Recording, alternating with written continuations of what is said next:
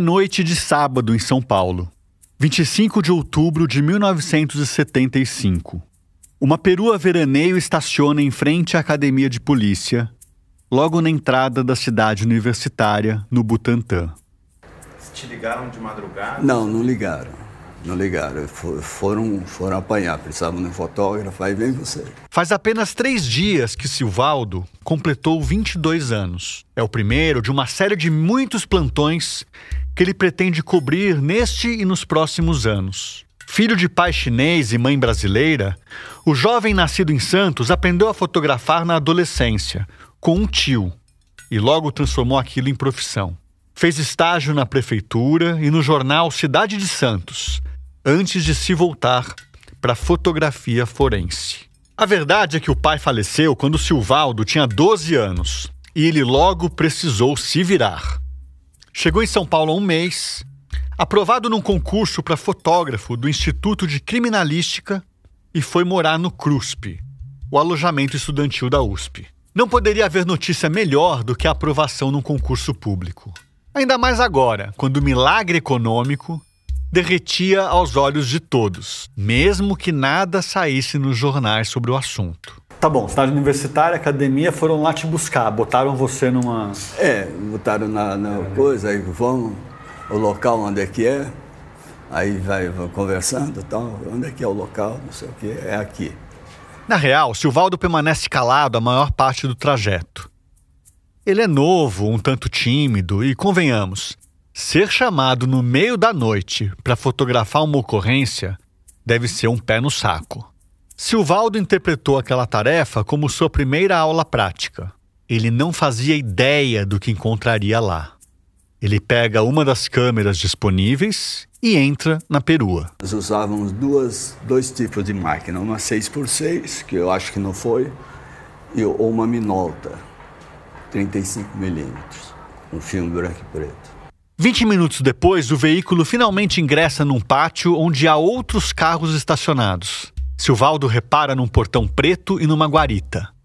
Parece os fundos de uma delegacia, mas o conduzem para uma espécie de edícula, um predinho de 3 andares nos fundos. Eu vou seguindo, Eu vou seguindo as pessoas, não faço pergunta, não faço nada. Silvaldo não faz perguntas, por opção, mas também por instinto. Eu cresci sobre esse regime. Meu pai era chinês, então quando começou isso, em Santos era área de segurança nacional, então a gente sempre vivia sob ameaça. Então eles tínhamos o chinês como comunista naquela Guerra Fria, e eu como família chinesa, aí a vizinhança toda, você já te criava um preconceito contra você. Intuitivamente, talvez Silvaldo tenha ido trabalhar para a ditadura exatamente para deixar de ser um alvo dela. O fato é que o curso de fotografia colocou Silvaldo diante de um dos crimes mais perversos e brutais da ditadura militar que se instalou no Brasil entre 1964 e 85. Silvaldo, quem que te chamou e quem que te recebeu aqui? Você lembra quem eram as pessoas? Não lembro, mas devia ser alguém ligado, provavelmente, à polícia política. DOPS, provavelmente o DOPS ou o próprio DOI-CODE. Sim, o Silvaldo tinha sido levado para a sede do DOI-CODE, o Destacamento de Operações de Informações, Centro de Operações de Defesa Interna, um órgão do Segundo Exército dedicado a investigar e interrogar os subversivos, os inimigos internos, todo e qualquer cidadão acusado de conspirar contra a ditadura e defender, imagine você, a volta da democracia. A primeira vez que Silvaldo contou essa história foi em 2012, para um jornal de São Paulo. Ele vivia no exterior e o Brasil passava por um raro período de ajuste de contas com o passado, em razão das muitas comissões da verdade criadas na esteira da Comissão Nacional, que tinha sido implantada em novembro do ano anterior. Durante solenidade no Palácio do Planalto, a presidenta Dilma Rousseff sancionou a Lei de Acesso à Informação e a lei que cria a Comissão da Verdade, que vai apurar violações aos direitos humanos entre os anos de 1946 e 1988. Em agosto de 2025, produzindo este podcast, localizei o Silvaldo numa rede social e pedi uma entrevista. Fazia mais de uma década que ele não falava com jornalistas e 47 anos que ele morava no exterior, o que me obrigaria a falar com ele por vídeo. O não eu já tenho, pensei. Passados alguns dias, ele respondeu que topava conversar e que, olha que sorte, viria ao Brasil dali a 2 semanas para passar uns dias com a mãe, que tem 96 anos e ainda mora em Santos. Foi aí que eu tive uma ideia. Eu queria saber se você topa ir comigo de forma muito discreta pro DOI-CODE. O DOI-CODE, evidentemente, não é mais o DOI-CODE. O local é hoje o 36º Distrito Policial, na Rua Tutóia, Vila Mariana. Na sexta-feira seguinte, eu e o Pedro, que é produtor e roteirista deste podcast junto comigo, fomos até lá para encontrar o Silvaldo em frente ao prédio. Com a ajuda do historiador César Rodrigues, do Núcleo Memória, subimos com ele até o 2º andar do prédio anexo, pela mesma escadinha que o Silvaldo subiu na noite em que foram buscá-lo na cidade universitária, em 1975. Foi lá em cima, eu subi essa escada. A edícula funcionava como uma extensão do mais sanguinário centro de torturas de São Paulo, responsável pela morte de pelo menos 50 opositores do regime entre sua criação em 1970 e meados de 75. O número de pessoas torturadas no local pode ter ultrapassado 5.000 nesse mesmo período. Uma rotatividade impressionante, de 3 pessoas diferentes por dia, em média. Na noite em que chamaram o Silvaldo, a carceragem estava cheia, com pelo menos 90 pessoas presas, muitas delas bastante machucadas. Agora, em 2025, o anexo é um sobrado vazio, quase abandonado, fechado permanentemente e tombado desde 2014 pelo patrimônio histórico. Enquanto caminhamos pelo corredor, Silvaldo tem muita dificuldade para lembrar dos detalhes. Para ser sincero, eu não me sinto bem. Quando eu vi agora lá embaixo, é uma coisa que a gente não... Eu realmente não me sinto bem. No 2º andar, Silvaldo se depara com 3 salas praticamente iguais, com os mesmos tacos de madeira no chão e o mesmo vitrô na parede do fundo. Ele não consegue cravar em qual daquelas salas estava a ocorrência que 50 anos atrás ele veio fotografar. Calmamente, Silvaldo para sob o batente da última porta à esquerda. Deve ser esta aqui, ele diz. Na minha opinião, eu acho que seria essa, mas não tenho certeza. Só estou... É o tipo da coisa que eu não tenho capacidade de responder, mas no meu feeling eu tenho a impressão que era essa. O que Silvaldo vê da porta da sala é uma cena trágica, escabrosa. A cena mais absurda e mais triste que ele fotografou na vida. Me causa, não sei porquê, não sei se... Apesar de eu não me lembrar de como era, eu não me sinto, me dá uma aflição. Foi tudo muito rápido naquela madrugada. Não o deixaram sequer entrar na sala. Os agentes exigiram que ele fizesse a foto do corredor. 1, 2, 3 chapas no máximo, todas iguais. Em minutos, Silvaldo entregou o filme, a câmera e entrou no carro de volta para a academia de polícia. Era um momento de tensão, então você chega e tenta resolver da melhor forma possível e, quer dizer, eles também te empurram a isso. Você, tá aqui, pum, então, Rápido. Tipo assim, não é uma coisa muito cordial. Você quer sair dali correndo e... Sair dali correndo. Silvaldo foi embora, mas a foto ficou. Uma foto que, de imediato, provoca incômodo, um desconforto inevitável, mas que também dispara os alarmes do estranhamento. Há algo de errado naquela cena. Ela não podia ser verdadeira. O estranho é o local, né? A posição. Uma farsa grotesca que, em poucos dias, colocou os militares contra a parede e abalou para sempre as estruturas da ditadura.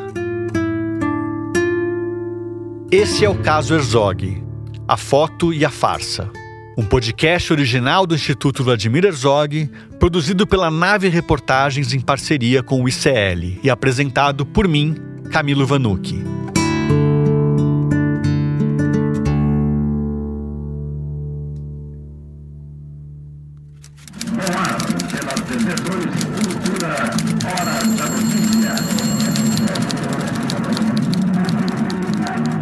É noite de sexta-feira, 24 de outubro de 1975, na TV Cultura.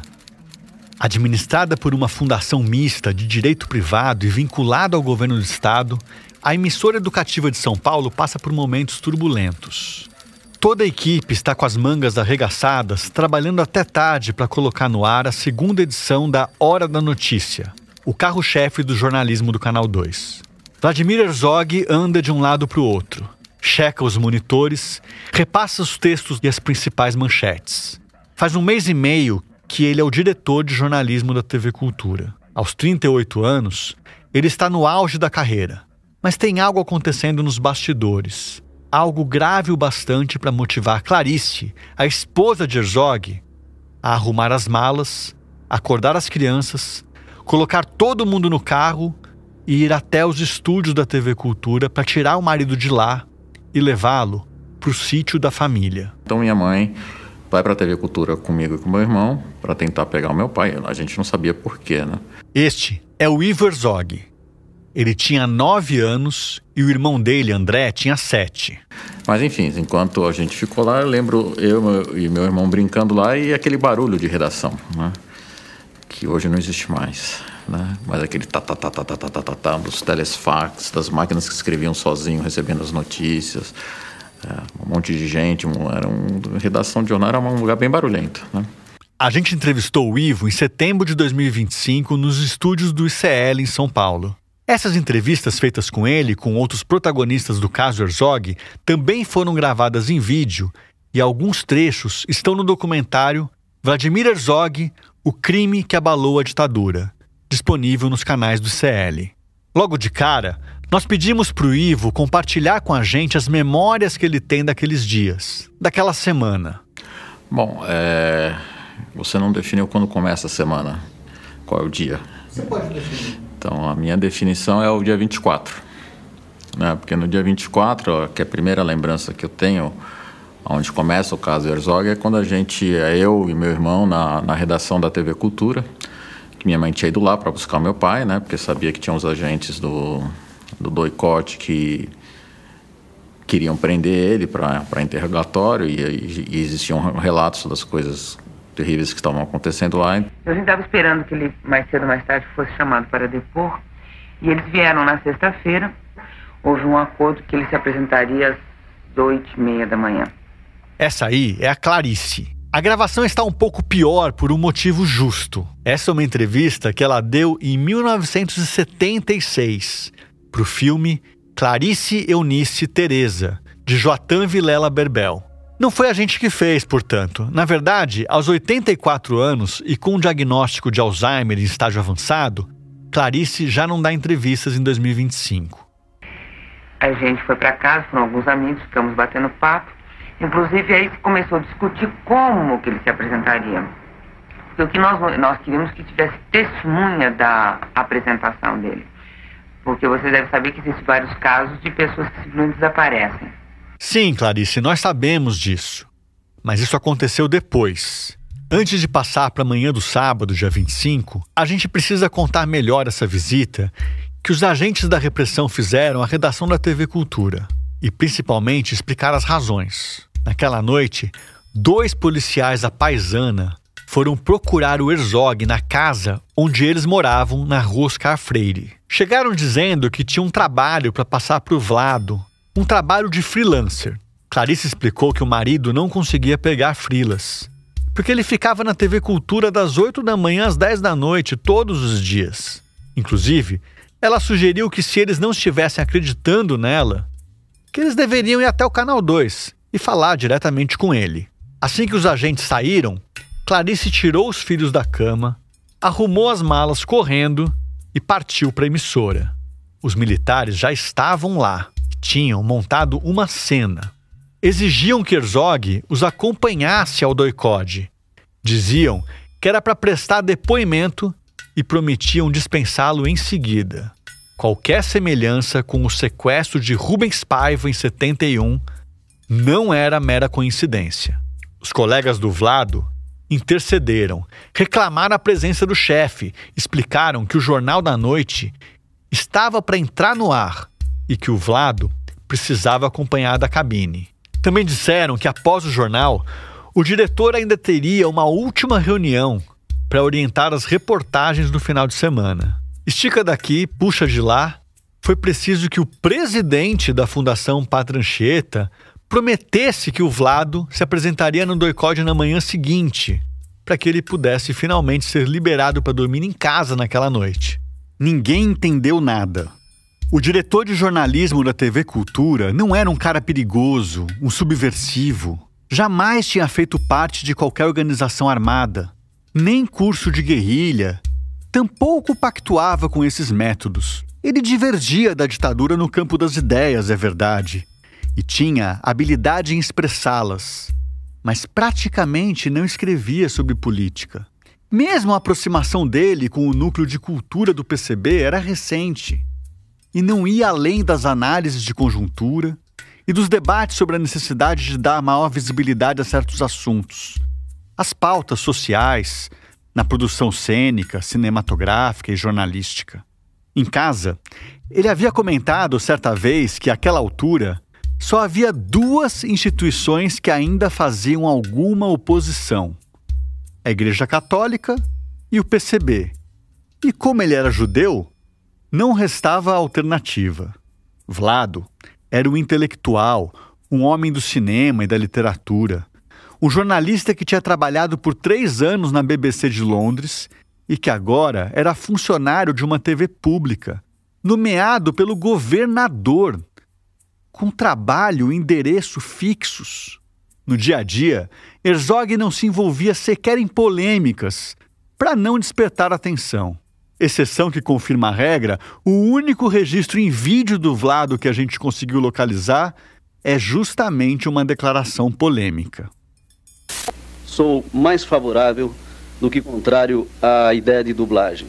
Isso tendo em vista principalmente o tipo de sociedade na qual vivemos. Portanto, seria tornar o cinema estrangeiro mais acessível a um número maior de público, possibilitar a dublagem.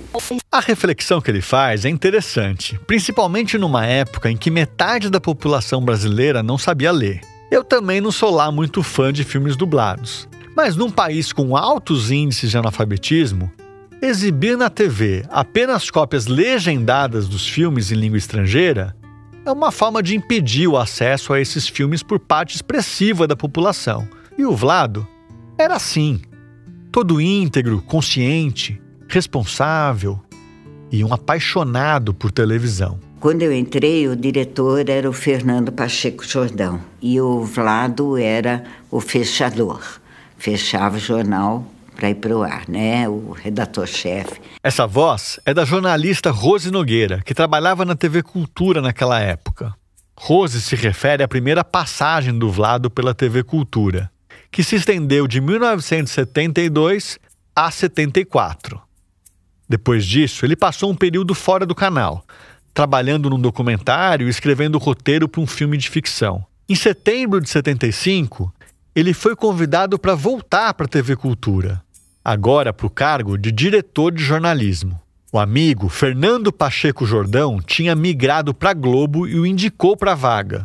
E a Rose estava lá, trabalhando na editoria de Internacional.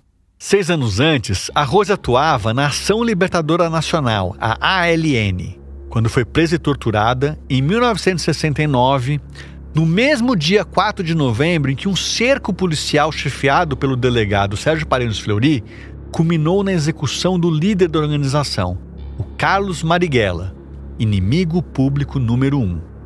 Rose sofreu horrores na prisão.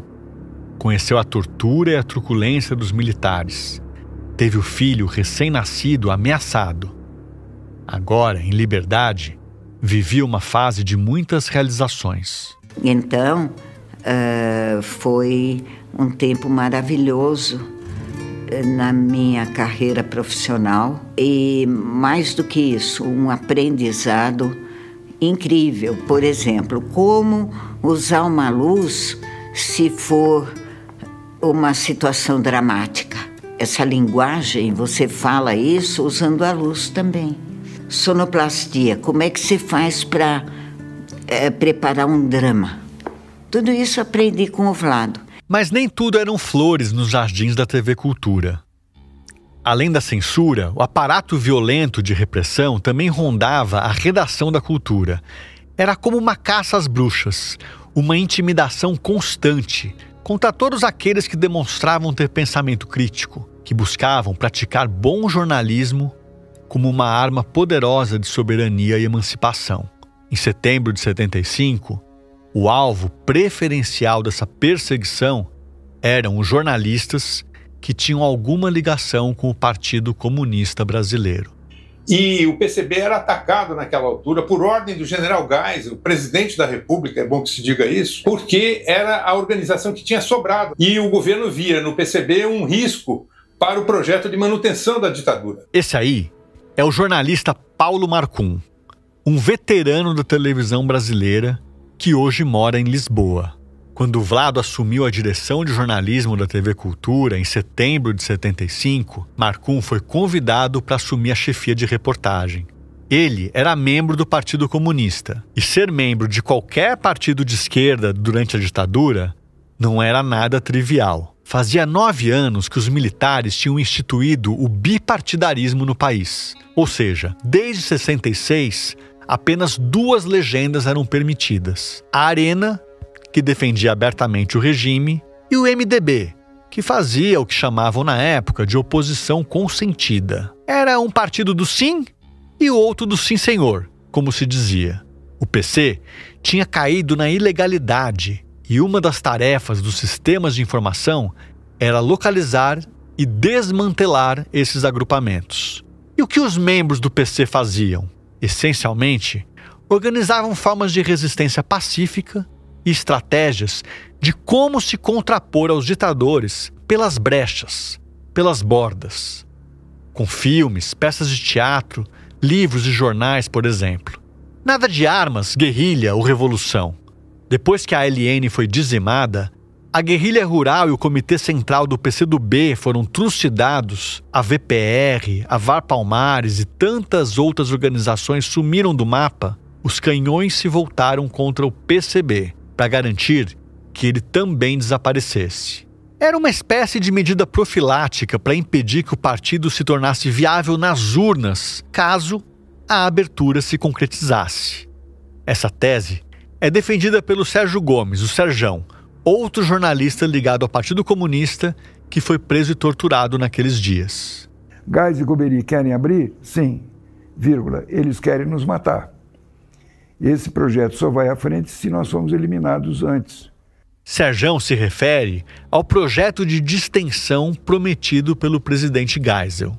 A abertura virá, mas antes queriam eliminar os que poderiam se aproveitar dessa abertura para que ela fosse além dos limites determinados por eles mesmos. Ao mesmo tempo, havia um grupo de militares disposto a toda sorte de manipulação para disseminar o terror e justificar uma guinada à direita, um recrudescimento do regime. A vontade dessa turma, conhecida como linha dura, era se perpetuar no poder.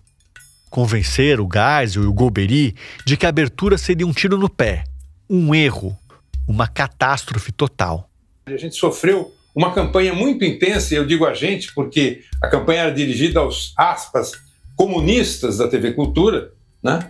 Por parte da imprensa, de alguns colunistas de direita e de alguns parlamentares de extrema direita que viam naquela mudança no comando da TV uma vietnamização da TV Cultura e etc. Vietnamização?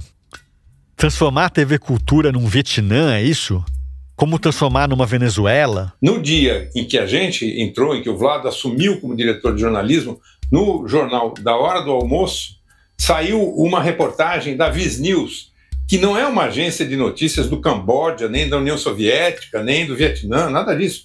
A Viz News era uma agência internacional de notícias com sede em Londres e que nada tinha de comunista. E justamente no dia em que o Vlado assumiu a direção de jornalismo do Canal 2, dia 3 de setembro de 75, o Jornal do Meio-Dia colocou no ar uma reportagem sobre o Vietnã, que abordava o fim da guerra meses antes, a derrota dos Estados Unidos e as tentativas de reconstrução do país, destroçado após quase 2 décadas de conflitos. A matéria também incluía um breve perfil do Ho Chi Minh, o presidente do Vietnã, um dos poucos países comunistas que resistiam ao avanço dos Estados Unidos em tempos de Guerra Fria. Só que o Herzog não tinha nada a ver com aquela reportagem. Ele tinha acabado de chegar, não tinha participado daquela edição. E a reportagem não tinha nada demais. Essa notícia, que vista com os olhos de hoje não tem nada de errado, nada de diferente, é uma notícia jornalística normal, digamos assim, é que foi usada pelo colunista Cláudio Marques para dizer que a TV Cultura estava virando um agente do Vietnã. O Cláudio Marques era um nome influente no jornalismo paulista. Ele assinava uma coluna na TV Bandeirantes, outra no Diário do Comércio da Indústria, o DCI, do qual era diretor, e uma terceira coluna no jornal Shopping News, um semanário recheado de anúncios que era distribuído de graça aos domingos nos bairros abastados de São Paulo. O Shopping News trazia um conteúdo com moda, turismo, gastronomia e entretenimento. Ele era muito lido e ajudou a influenciar parte da elite intelectual da época. Esse Cláudio Marques era conhecido por seu alinhamento com a linha dura, um expoente de certo jornalismo opinativo de extrema-direita. Foi ele o primeiro a reparar na reportagem sobre o Vietnã. Na edição do DCI, do dia 4 de setembro, um dia depois da exibição da matéria na Viz News, ele escreveu um comentário curto, apenas assinalando o estranhamento. Foi o início de uma verdadeira campanha contra o que parte da imprensa de direita, de maneira mais ou menos orquestrada, passou a chamar de infiltração comunista na TV Cultura. A gente recuperou algumas dessas colunas sobre a tal vietnamização da TV Cultura e pediu para Laura Couto, jornalista do ICL, ler alguns trechos pra gente. Oi, gente, eu sou a Laura Couto. Então, logo depois do primeiro comentário do Cláudio Marques sobre o assunto, o jornal Última Hora soltou uma nota bem parecida, já no dia 5 de setembro. A nota dizia o seguinte: bastante comentada por sua oportunidade e qualidade, entre aspas, a reportagem levada ao ar na quarta-feira pela TV Cultura em seu programa noticioso do meio-dia.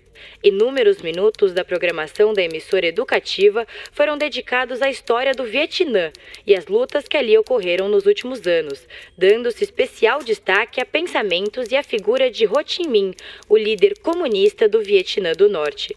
Pode ser que exista alguma razão muito forte para tal tipo de preocupação da TV Cultura, mas não há dúvida que no Brasil existem temas muito mais educativos e salutares. Eu sei. As críticas do colunista lembram certos posts e certas mensagens que circulam em certos grupos de WhatsApp mantidos por certos apoiadores de certos políticos de direita em 2025.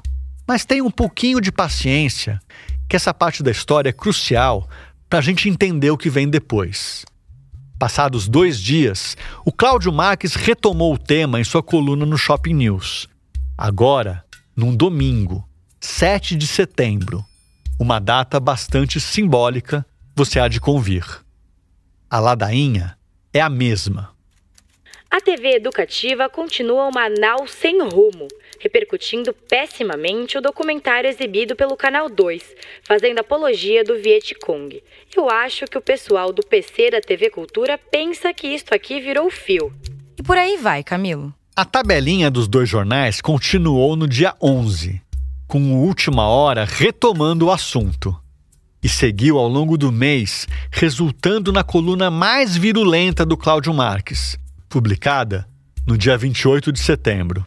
A infiltração, a essa altura, não é infiltração, é domínio total ou quase da esquerda contestatória no sistema e na democracia em vários escalões, só não vê quem é conivente ou burro. O caso da TV Vietcultura extrapolou e muito. Eu vou pular um parágrafo para não me alongar demais. Em seguida, o Cláudio Marques denuncia um suposto esquema da emissora que estaria esperando o assunto esfriar para contratar mais um monte de comunistas. E ele continua. O que me parece cretino é comunista sendo subvencionado pelo dinheiro do Estado.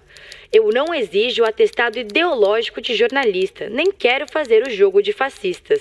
Disse fascista. Ops, quer dizer, o colunista. Bom, acho que já deu para sentir o nível dos argumentos publicados pelo Cláudio Marques.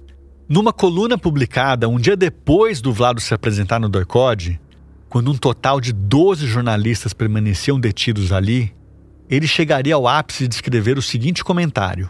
Há certas horas em que a gente, com o mais puro sentimento de coleguismo, fica preocupada com os novos hóspedes do Tutóia Hilton. Pois é.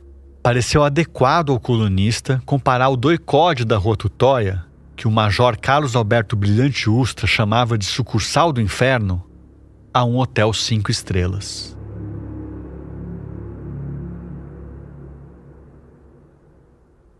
Olha, confesso a você que não consegui descobrir se o Cláudio Marques ainda está vivo, aos 86 anos. Mas também não faço a menor questão. O que a história nos mostra é que as acusações feitas por ele repercutiram na Assembleia Legislativa de São Paulo nos primeiros dias de outubro e acabaram acendendo as bananas de dinamite que iriam estourar mais adiante. Esse papo de que a TV Cultura estava a serviço do comunismo se encaixou feito luva na histeria coletiva da linha dura. Os primeiros a se lambuzar com aquela fake news foram os deputados estaduais Vadir Elu e José Maria Marim. Eles decidiram aproveitar a polêmica para ganhar pontos com seu eleitorado. É provável que você já tenha ouvido falar neles. Coincidência ou não, os dois eram ligados a grandes clubes de futebol, o São Paulo e o Corinthians, e tiveram trajetórias públicas bastante conhecidas e controversas nas mesmas proporções. Quem vai apresentar para vocês esses dois expoentes da bancada da bola de 75 é o jornalista Juca Kfouri, que você já conhece. Vadir Elu e José Maria Marim, ambos eram deputados estaduais pela Arena, né? O partido da ditadura, aqui em São Paulo. Incomodados que estavam com a cobertura, digamos, isenta da TV Cultura, o Vadir Elu faz um discurso denunciando a presença de comunistas na TV Cultura, no jornalismo da TV Cultura. E o José Maria Marim aparteia, reforçando e dizendo que era necessário que se fizesse ali uma limpeza que trazia intranquilidade às famílias paulistas e tal, papapá. Mas eram bestas feras, Camilo. Eram verdadeiras bestas feras. Absolutamente pouco preocupadas com o tipo de denúncia que faziam. O que eu não sabia, e o Juca Kfouri nos contou, foi que o envolvimento do Vadir Elu com a linha dura e com as forças de repressão era muito mais íntimo do que aparentava. Vadir Elu era presidente do Corinthians. Tinha um sítio onde se torturavam presos políticos, onde morreu o velho Joaquim Câmara Ferreira, o Toledo, que era o braço direito do Marighella, na ALN. Assustador, não é? O Juca Kfouri, que torce para o Corinthians, como você já deve saber, tem verdadeira ojeriza pela figura do Vadir Elu. Ele e muitos corintianos. A própria Gaviões da Fiel foi fundada durante a gestão do Vadir Elu com a ideia de fazer oposição a ele dentro do clube. O que você provavelmente não sabe, e essa parte eu sei faz tempo, é que o Juca foi da ALN quando tinha 20 anos e estudava na USP. O que ele fazia? Entre outras coisas, dirigia o carro do Toledo, o mesmo dirigente morto no sítio citado por ele. Olha, esse sítio clandestino foi registrado em cartório como Sítio 31 de Março, acredita? Uma referência explícita ao golpe de 64. No papel, o dono do sítio era o empresário mineiro chamado Joaquim Rodrigues Fagundes. Mas é bem possível que o Vadir Elu fosse o proprietário de fato, como o Juca nos disse aí. Ou estivesse por trás do empréstimo do imóvel para os órgãos de repressão. Mas deixa eu retomar o fio aqui. Bom, e o outro deputado? E Zé Maria Marim, em seguida, virou presidente da Federação Paulista de Futebol. Culminou sendo presidente da CBF, né? Preso na Suíça, no escândalo do FIFA Gate. O Marim morreu em julho de 2025. Ele chegou a cumprir pena nos Estados Unidos e foi solto em 2021, durante a pandemia de Covid. Mas não se limitou a isso. O Marim era cleptomaníaco. O Marim, numa premiação de Taça São Paulo de Futebol Júnior, embolsou a medalha de ouro do goleiro do Corinthians. Neste mesmo jogo, um domingo de manhã, 25 de janeiro em São Paulo, verãozão, ele roubou um sorvete de limão do sorveteiro que passa no Pacaembu, vendendo sorvete com a caixa aberta. Ele roubou um sorvete de limão e pôs no bolso. E esqueceu e derreteu o sorvete. O Juca tem mais algumas histórias surreais sobre o Zé Maria Marim. Uma delas sobre um gato milionário de energia elétrica que o ex-presidente da CBF puxou durante anos do vizinho, um conhecido empresário, num condomínio de alto padrão. Mas, apresentações feitas, vamos ao que interessa. No dia 6 de outubro de 75, Elu e Marim ocupam a tribuna do plenário da Alesp para discursar contra a infiltração comunista na TV Cultura.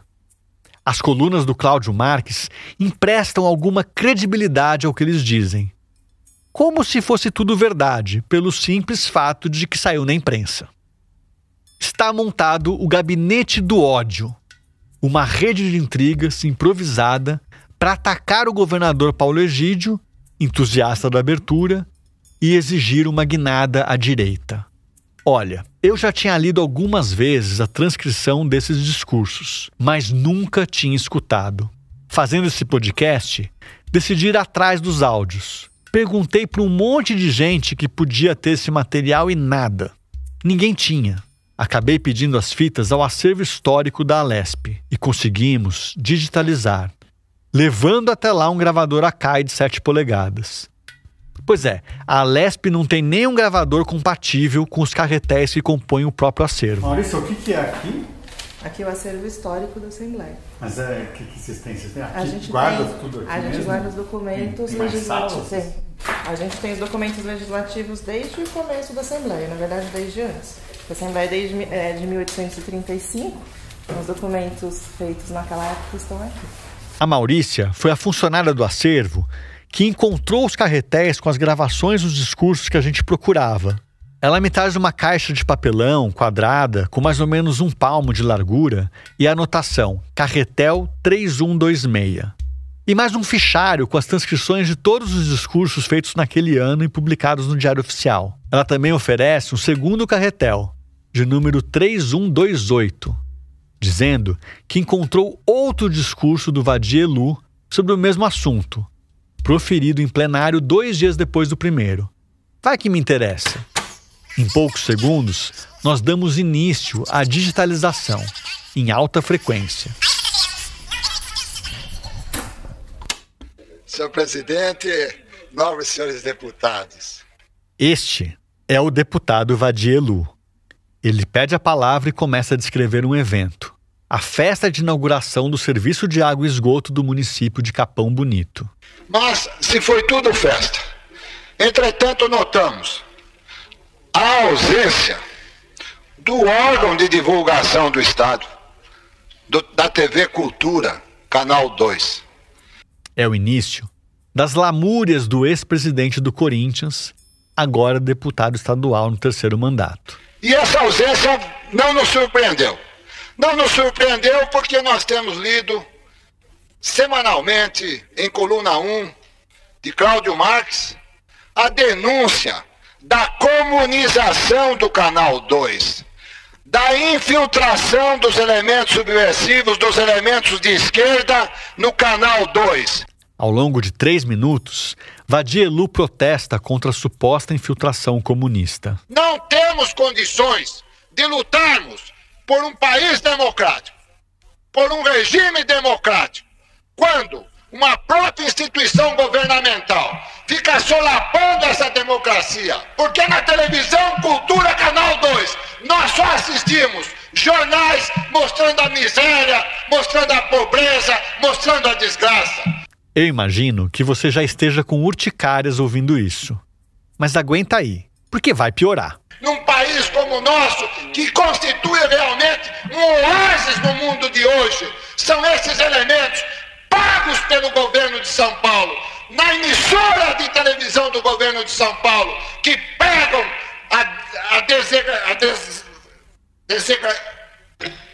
Pois é, ele se atrapalha todo com a palavra desagregação e acaba perdendo o fio. Mas logo se recompõe e conclui, bem mais calmo, dizendo que o seu partido não poderia aceitar uma coisa dessas. E o Canal 2 tudo omite. Ao contrário, faz o proselitismo do comunismo, da subserviência. Quando a gente acha que acabou, começa o à parte do também deputado Marim. Já não se trata nem de divulgar aquilo que é bom e deixar de divulgar aquilo que é mal. Se trata de uma grande intranquilidade que já está tomando conta de todos de São Paulo. Ele se alonga por 2 minutos e meio. E nesta parte, nobre deputado Vadielu, quero chamar a atenção do senhor secretário de Cultura do Estado, do senhor governador, que venha a público esclarecer definitivamente essas denúncias que estão sendo levantadas pela imprensa de São Paulo e de forma particular, de forma corajosa inclusive, pelo jornalista Cláudio Marques. Por fim, Marim coloca o problema no colo do governo, como quem pede uma providência, em especial do secretário de Cultura, o empresário e bibliófilo José Mindlin. O que não pode perdurar, nobre deputado, é esta omissão, tanto por parte do senhor secretário da Cultura do Estado, como também do senhor governador. E é taxativo ao exigir que medidas sejam tomadas.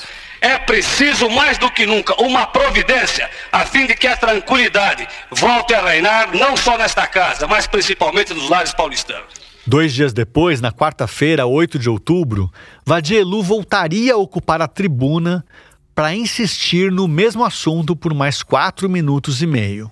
Se na segunda-feira nós denunciamos a comunização do Canal 2, ontem, dia 7, às 9 horas da noite, o Canal 2 novamente apresentou documentários de países da Cortina de Ferro, Polônia e Tchecoslováquia, com a complacência, repito, do senhor secretário da Cultura, José Mindlin, do senhor governador. Ele retoma a cantilena da invasão da TV Cultura por membros do PC. E é esse partido que tomou conta do Canal 2. E conclui pedindo a cabeça dos diretores da emissora. Que mude a direção e que mude, acima de tudo, a linha de sua programação, já que é uma emissora oficial, já que é mantida com o dinheiro do povo, porque o governo é da Revolução, e a Revolução de 64.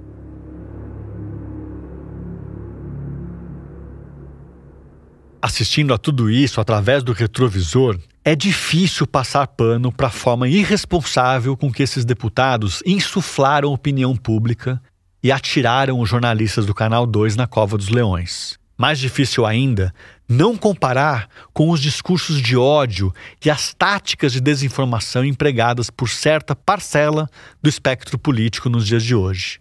Foi como pendurar um alvo nas costas de Vladimir Herzog. Não era a primeira vez que o Vlado tinha um alvo pendurado nas costas. Nascido em 1937 na antiga Iugoslávia, hoje Croácia, Vlado era o único filho de um casal de origem judaica que precisou se refugiar na Itália para escapar do nazismo depois que a Alemanha ocupou a cidade onde viviam em 1941. Os avós do Vlado seriam mortos em campos de extermínio. Com o pai, Zygmunt, e a mãe, Zora, Vlado morou durante 4 anos na Itália, metade desse tempo num campo de refugiados, até desembarcar no Brasil, aos 9 anos, no Natal de 46. Era um sobrevivente do Holocausto. Conta-se que o menino aprendeu depressa o novo idioma. Formou-se em filosofia na USP em 1959. No mesmo ano, adotou o nome Vladimir, bem mais comum no Brasil do que Vlado, e estreou como repórter no jornal O Estado de São Paulo. Ele nunca mais deixaria a imprensa. trabalhou pela primeira vez com televisão em 1963 na TV Excelsior. E apesar de fazer bonito na skin de jornalista, logo descobriu sua verdadeira paixão, o cinema. Na cabeça dele, ele era um cineasta. Essa aí é a Fátima Pacheco Jordão, melhor amiga da Clarice e esposa do Fernando Pacheco Jordão, que era o melhor amigo do Vlado. Acredita? Que sorte a desses casais?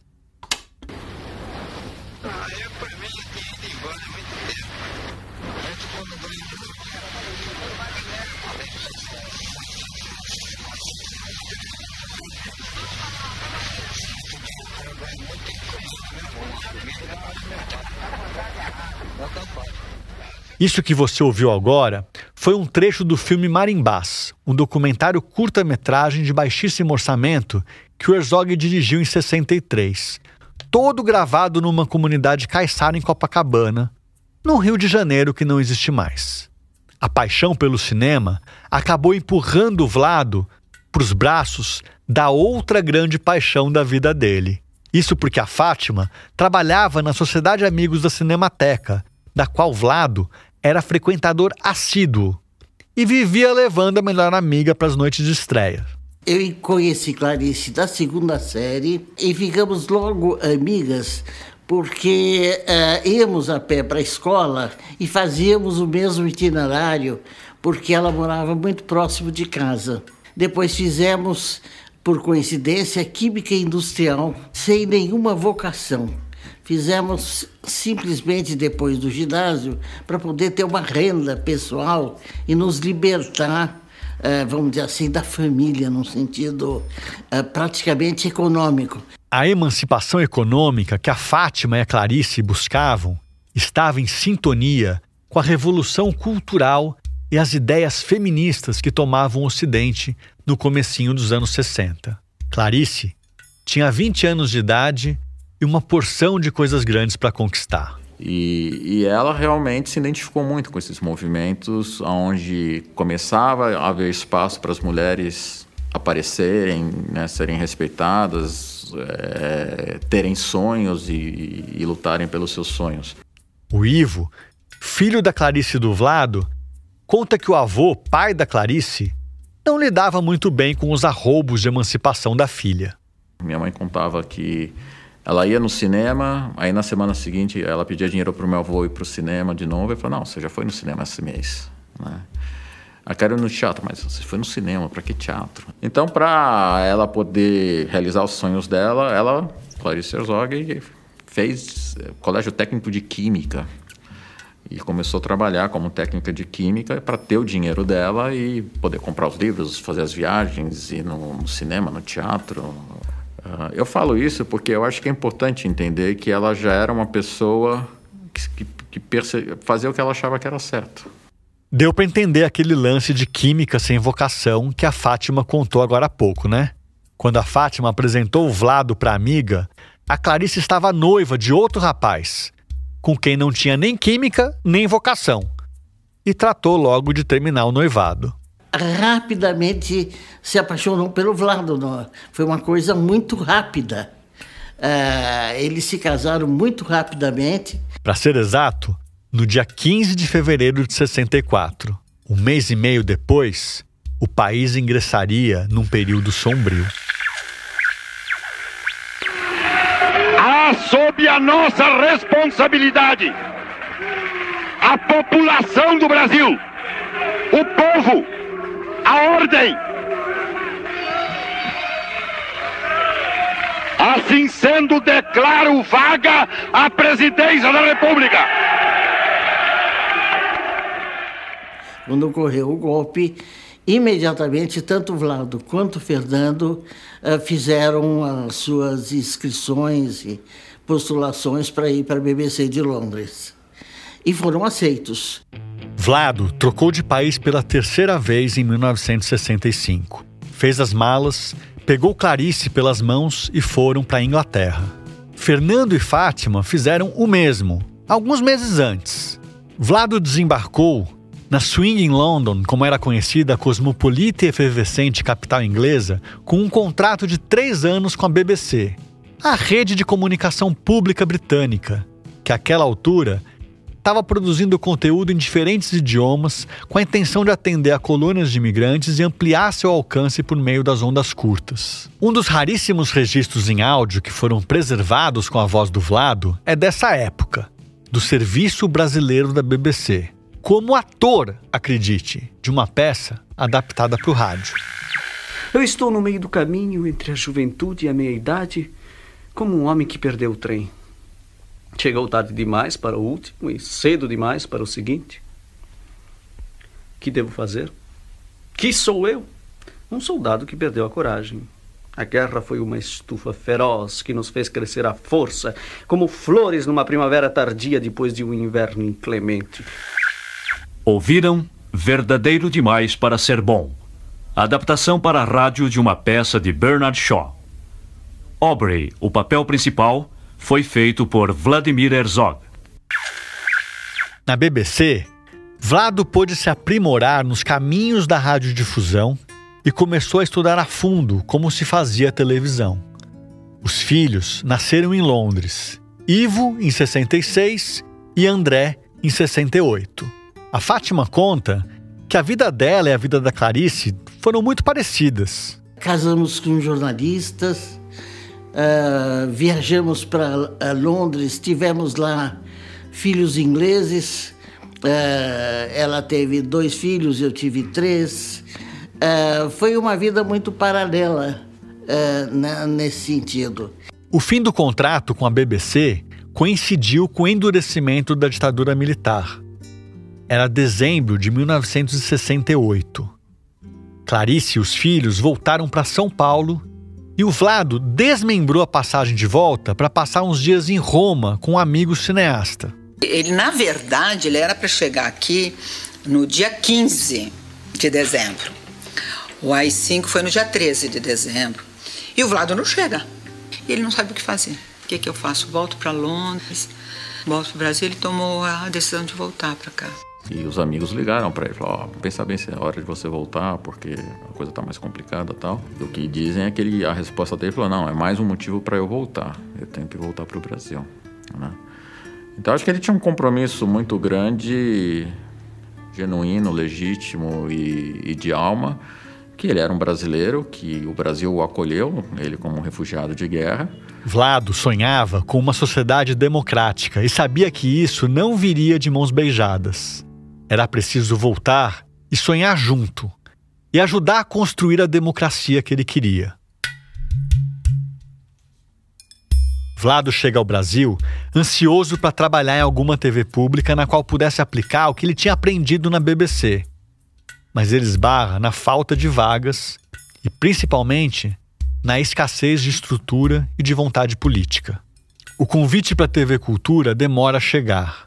Ele envia currículos, faz reuniões, chega a passar uma temporada em Recife, na TV Universitária da Federal de Pernambuco, mas só consegue emprego mesmo fazendo vídeos publicitários numa agência. No início dos anos 70, o Vlado assume a editoria de cultura da revista Visão, começa a dar aulas na FAAP e, em 73, estreia finalmente na TV Cultura, coordenando o telejornal Hora da Notícia, com o Fernando Pacheco Jordão na direção de jornalismo. Ele acaba deixando o cargo no final de 74, quando o Jordão sai da emissora, e passa os primeiros 8 meses de 75 sem emprego, mas trabalhando com cinema, sua grande paixão, fazendo roteiro para um longa e pesquisas para um documentário. Quando volta para a TV Cultura, agora como diretor de jornalismo em setembro de 75, Vlado tem uma missão pessoal: abrir um canal de diálogo efetivo entre governo e população. Uma espécie de fala-povo permanente, para ajudar a população a expressar demandas e críticas, ao mesmo tempo em que a administração poderia usar aquilo para se mobilizar e responder a elas. O que você já deve ter sacado é que não foi assim que a ideia foi recebida pela linha dura do regime. Ao mesmo tempo, os militares decidiram aniquilar o Partido Comunista.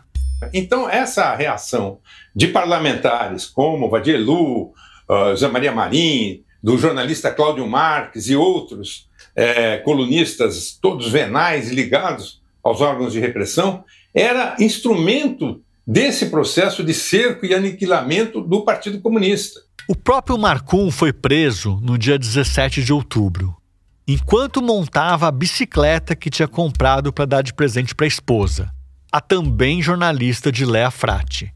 E a primeira reação que eu tive ao atender os agentes do DOI-CODE, que se apresentaram como sendo da polícia, não foi desesperadora, porque eu já esperava. A coisa ficou desesperadora quando eles disseram que queriam a Diléa também, porque eu não imaginava que ela pudesse ser presa, e nós esperamos a Diléa chegar do trabalho e fomos para o DOI-CODE já nessa perua, e aí já com um capuz encobrindo o rosto, né, e começa a situação que culmina naquela mesma noite, ela sendo torturada numa cela e eu na cela do lado, ouvindo ela ser torturada e sendo torturada também. Diléa Frati tentou como pôde frear a ânsia dos torturadores. Eu falei, isso é engano, eu sou católica, sou da família, sou da tradição, e vou batizar minha filha depois da manhã, dia 19 de outubro, na igreja de São Francisco, às 11 horas da manhã, com o padre Frei Clarencio Nerotti, que estava em Santa Catarina. E esse apelo, que não dá nem para chamar de truque porque era verdade, não só fez cessar a tortura. Diléa e Marcum foram liberados para acompanhar o batizado da filha, na companhia de uns brutamontes do DOI-CODE. Mas foram. E a informação batia com o que eu tinha falado, eles ficaram meio assim. Aí acabou o batizado, meu pai, que é uma pessoa apolítica, era uma pessoa completamente apolítica, chegou para os caras falando, mas era meu aniversário. É aniversário dela, a Delma, minha mãe, fez um bolo, fez uma lasanha maravilhosa, arrastou os caras para minha casa. O pai da Diléa, sogro do Marcum na época, simplesmente arrastou os agentes para a festinha pós-batizado. Depois ainda teve um encontro ali doméstico com o meu então sogro, oferecendo uma coxinha, uma caipirinha para os homens do DOI-CODE, uma cena inacreditável. Eu, na volta da igreja para casa, da onde a gente voltaria para o DOI-CODE, eu consegui botar minha sogra no carro do DOI-CODE e ir no carro com meu pai. E com isso, pintou a oportunidade para uma troca importante de informações. E relatei para ele o que tinha acontecido sob tortura, que o nome do Vlado estava lá, já inscrito entre os militantes que iam ser presos, e pedi para ele avisar o Herzog. Meu pai foi lá falar com o Vlado, e o Vlado disse, olha, desculpe, eu não estou entendendo o que você está falando, seu filho talvez tenha se confundido, eu não tenho nada a ver com essa história, e não tomou nenhuma providência no sentido de avisar os outros companheiros que isso tinha acontecido até quinta-feira. A gente tem que tomar cuidado para não fazer uma análise apressada desse episódio. O mais provável é que o peso do cargo tenha se tornado um fardo nas costas de Herzog. Admitir que participava do Partido Comunista seria uma forma de dar razão às denúncias feitas pelo Gabinete do Ódio. E poderia soar como traição ao governador e ao secretário de Cultura. Nos dias que antecederam a visita dos agentes à emissora para levar o Herzog, 11 jornalistas tinham sido presos, todos com alguma ligação com o Partido Comunista. Um deles foi o Antony de Cristo. Num primeiro momento, eu tive a intenção de ir para cima do sobrado para ir ao banheiro. Aí um deles, então eu acompanho. Então eu voltei e falei, não adianta, daqui eu não tenho saída. Também pegaram o Rodolfo Konder e o Jorge Duque Estrada, que já não estão mais aqui para contar a história. E na noite de sexta-feira, 24 de outubro, foram à TV Cultura em busca do Vlado, o provável líder daquela célula comunista, segundo eles. Mas Vlado tinha um jornal para fechar. E teve um dia que o Vlado chamou a gente assim, tinha pouca gente até na redação aquele dia, não tinha tanta. Falou assim, gente, a Clarice esteve aqui por quê? Porque não tinha telefone na época. Essa aí é a Rose Nogueira, novamente, a jornalista que trabalhava com Vlado e que você já ouviu no começo do episódio. Mas a Clarice apareceu aqui, veio aqui, e me falou que a polícia esteve lá em casa. E eu falei para ela, eu falei que eu vou me apresentar amanhã.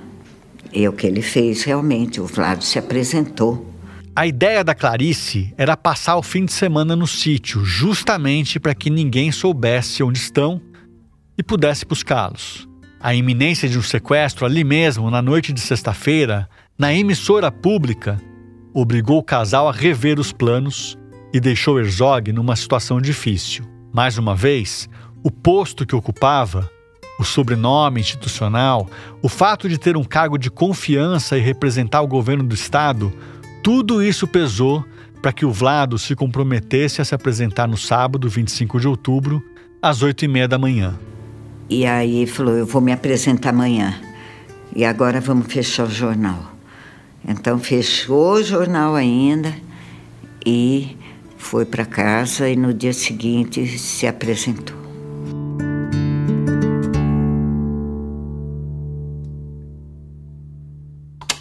Depois de um certo tempo, eu estava sentado do lado do Duque, já tínhamos nos falado, entende? E a gente, de vez em quando, levantava um pouquinho, com cuidado, né? A ponta do capuz e via as pessoas assim sentadas, mas via mais as pernas e os pés. Esse é o Rodolfo Konder, um jornalista que trabalhava com o Vlado na revista Visão. O relato que você acabou de ouvir está no documentário Vlado, 30 anos depois, que o João Batista de Andrade lançou em 2005. E aí o Vlado chegou e imediatamente você conhece o cara há anos, trabalhou com ele o tempo todo na mesma sala, até compramos sapatos juntos, então eu identifiquei logo que era ele. O Konder tinha sido preso na véspera. Junto com ele, também detido na sexta-feira, estava o Jorge Duque Estrada, do Estadão, que também deu seu depoimento no filme do João Batista. Eu olhei para o lado e o Rodolfo, que estava do lado esquerdo do meu, eu disse, olha, Rodolfo, acabou de entrar o Vlado aí. Porque dava para perceber com essa mecânica de levantar a cabeça e empurrar o capuz para trás, dava para perceber a presença das pessoas que chegavam, pessoas que você conhecia ou não conhecia. Encapuzados, os dois não só reconheceram o Vlado pelos sapatos, como também escutaram os gritos dele quando as torturas começaram. Como a sala onde ele estava era ao lado, nós logo começamos a ouvir os gritos dele, né? Aí ele começou a levar porrada, ouvimos primeiro os gritos dele como quem está levando socos e tapas, etc., mas depois os gritos dele se modificaram e eram gritos típicos de quem está levando choques elétricos. Um carcereiro ligou o rádio e aumentou o volume. Konder e Duque ainda podiam ouvir os gritos do amigo. Em seguida, os gritos ficaram abafados, como se um pano tivesse sido colocado em sua boca. Pouco tempo depois, silêncio. Por volta do meio-dia, em outro ponto da cidade, Clarice e Fátima contavam à mãe do jornalista, Dona Zora, que Vlado tinha se apresentado por conta própria ao doicode. Nós fomos avisá-la que o Vlado tinha se entregado, que ele ia voltar à noite e tal. Nós fomos avisar a Dona Zora. E a Dona Zora, vão matar o Vlado. Eu disse, não, Dona Zora, Clarice explicando para a Dona Zora. Fátima e Clarice até tentaram diminuir a aflição daquela mãe. Zora, no entanto, repetia que o filho seria morto, o que a deixava desesperada. Morrer no Brasil, depois de sobreviver ao nazismo e trocar 2 vezes de país? A Clarice, de certa maneira, tinha uma intuição que alguma coisa de ruim aconteceria. No começo da noite, Fátima estava em casa com o marido quando o telefone tocou. O Fernando atendeu. Instantes depois, estava no chão, inerte, com as mãos na cabeça, inconsolável. Ele chegou a desmaiar. Fátima, grávida de 7 meses, conseguiu acordá-lo. Em seguida, deixou o marido em casa chorando para acudir à amiga de infância. Quando ela chegou à casa da rua Oscar Freire, A Clarice já tinha recebido a notícia. 4 pessoas da TV Cultura foram avisá-la. E ela ficou bastante perturbada e quando me viu disse: Fátima, mataram o Vlado, aos gritos, levantando a mão assim, mataram o Vlado. Naquela mesma noite, o jovem Silvaldo, aluno do curso de fotografia forense da Academia de Polícia, foi conduzido ao DOI-CODE para registrar um encontro de cadáver. Você chega com a câmera na mão já? Assim? Já chego com a câmera na mão. E aí aponta a câmera primeiro? E com flash, estava com flash ligado. Nós usávamos, acho que um frata. E como era um local assim, local de encontro de cadáver, você já vem com a lente normal, você focaliza, centraliza o cadáver e vê. A cena mostrava Vlado sem vida. Um jornalista torturado até a morte, poucas horas depois de ter se apresentado voluntariamente. Na imagem montada pelos agentes, o que se via era um homem de 38 anos, atado pelo pescoço à grade da janela, com um cinto de pano que nenhum preso usava, nem o próprio Vlado. Os pés tocavam o chão, ou melhor, se arrastavam. Os joelhos estavam dobrados. Na foto da farsa, feita de madrugada pelo jovem Silvaldo, Vladimir Herzog teria cometido suicídio. A gente pergunta ao fotógrafo se ele notou algo estranho quando encontrou o corpo. É o local, né? A posição. Por exemplo, você imagina um enforcamento, quando você tem ideia, você vai ver alguém enforcado, você já imagina alguém amarrado alguma coisa no teto e se pendurado para o lado da cadeira. E nesse caso não, nesse caso a corda estava amarrada aqui, a pessoa de pé e puxaram a perna dele. Esta história não termina aqui. Na verdade, esse é só o começo.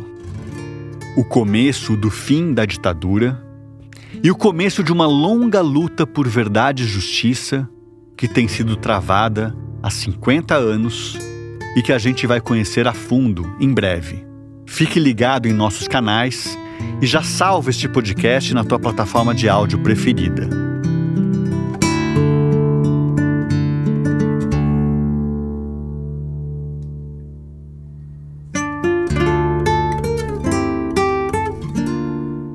Este é o Caso Herzog, a foto e a farsa. Um podcast original do Instituto Vladimir Herzog, produzido pela Nave Reportagens em parceria com o ICL e apresentado por mim, Camilo Vanucchi. Os roteiros eu escrevi com o Pedro Belo, que também fez a direção de locução e a captação de parte dos áudios. A pesquisa e a reportagem foram feitas por nós dois e pelo Antônio Farinassi. A edição é do Felipe Barbosa, que também assina a pesquisa de arquivos sonoros, a ambientação, a mixagem e as trilhas adicionais. A trilha sonora original é do Vitor Mendes e as vozes adicionais são da Laura Couto. Utilizamos trechos de entrevistas que fizemos com Ivo Herzog, Paulo Marcum, Rose Nogueira, Juca Kfouri, Sérgio Gomes, Antony de Cristo, Fátima Pacheco Jordão e Diléa Frati. As entrevistas com Ivo, Rose, Sérgio, Antony, Fátima e Diléa foram gravadas nos estúdios do ICL e em locações. Os áudios foram captados por Ezequiel Dobrovski, Gabriel Pacheco, Anderson Alves da Silva e Alex Amorim, com produção da Bianca Pasquim Santa e do Giovanni Anino, e direção técnica de gravação do Caio Marinato. Os discursos de Vadia Elu e José Maria Marim foram localizados no acervo histórico da Assembleia Legislativa de São Paulo pela Maurícia Figueira e digitalizados pelo Jefferson Barbosa. Para essa empreitada, contamos com o apoio do gabinete do deputado Donato e a intermediação do ex-deputado Adriano Diogo, que presidiu a Comissão da Verdade da Alesp. Usamos áudios do documentário Vlado 30 anos depois, de João Batista de Andrade, do curta Clarice Eunice Tereza, de Joatan Vilela Berbel, do curta Marimbás, dirigido por Vladimir Herzog, da adaptação para o rádio da peça Verdadeiro Demais para Ser Bom, produzida pelo Serviço Brasileiro da BBC de Londres, do canal do Instituto Vladimir Herzog, da TV Cultura, do canal Gov e do Arquivo do Senado Brasileiro. Obrigado pela escuta. Se puder, compartilhe esse episódio com os amigos, siga este canal e divulgue nas redes sociais.